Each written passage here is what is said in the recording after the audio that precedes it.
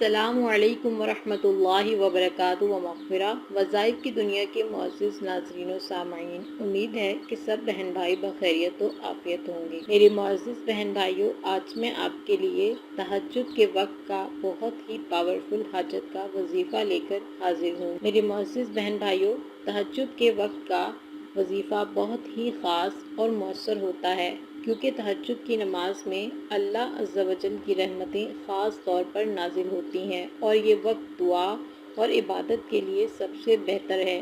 تہجد کے وقت اللہ کے قریب جانے کا بہترین موقع ہوتا ہے اور اس وقت کی دعائیں قبول کی جاتی ہیں۔ اب ہم وظیفے کی طرف آتے ہیں۔ تہجد کی نماز رات کے آخری حصے میں پڑھی جاتی ہے، یعنی آخری تہائی رات میں۔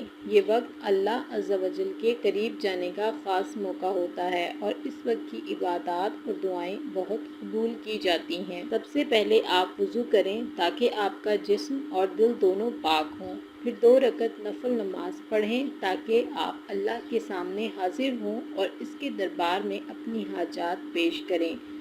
تہجد کے وقت جب آپ اللہ کی عبادت کر رہے ہوں تو اپنی نیت کو صاف رکھیں اور اللہ کے سامنے اپنی حاجات اور ضروریات رکھیں۔ اگر آپ خاص طور پر کسی مشکل حاجت جیسے رزق، بیماری، کامیابی یا زندگی کی پریشانیوں کے لیے دعا کرنا چاہتے ہیں تو اپنی نیت میں وہ بات بھی یاد رکھیں اور اس کے لیے دعا کریں۔ آپ نے وظیفہ اس طرح سے کرنا ہے کہ یا رحمانو اور یا رحیمو کو 100 مرتبہ پڑھنا ہے۔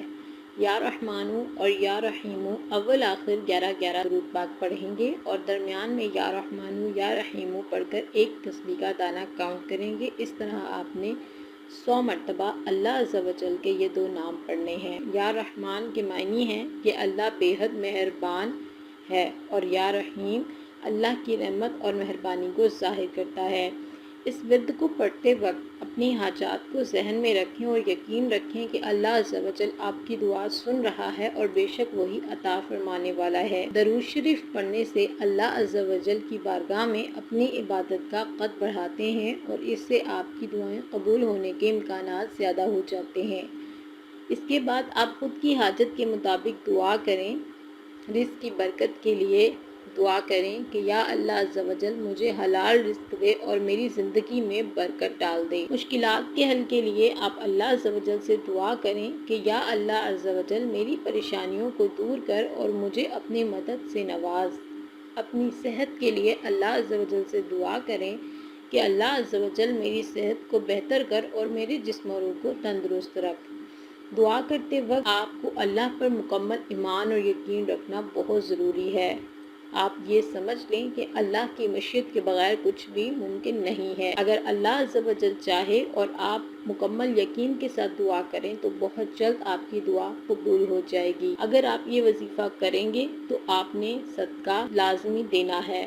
صدقہ دینا رزق میں برکت پیدا کرتا ہے اور دعا کی قبولیت کے دروازے کھولتا ہے۔ یہ وظیفہ اللہ عز و جل کے ساتھ گہرے تعلق کو مضبوط کرتا ہے۔ تہجد میں جاگنا اور اللہ عز و جل کے قریب جانا آپ کے ایمان اور روحانیت میں اضافہ کرتا ہے۔ یقین رکھیں کہ اللہ عز و جل آپ کی دعاؤں کا جواب ضرور دے گا اور آپ کی حاجات کو بھی ضرور پورا کرے گا۔ آپ صبر کا خوب مظاہرہ کریں اور اللہ کی رضا پر راضی رہیں، کیونکہ کبھی کبھی اللہ اپنی حکمت سے ہمارے لیے بہت ہی بہترین فیصلے کرتا ہے۔ تہجد کی نماز اور دعا کے ذریعے اللہ کی مدد حاصل کرنا ایک مثالی عمل ہے اور انشاءاللہ عز و جل اللہ تعالیٰ آپ کی دعا بھی ضرور سنے گا۔ آمین ثم آمین۔ جزاک اللہ خیرا۔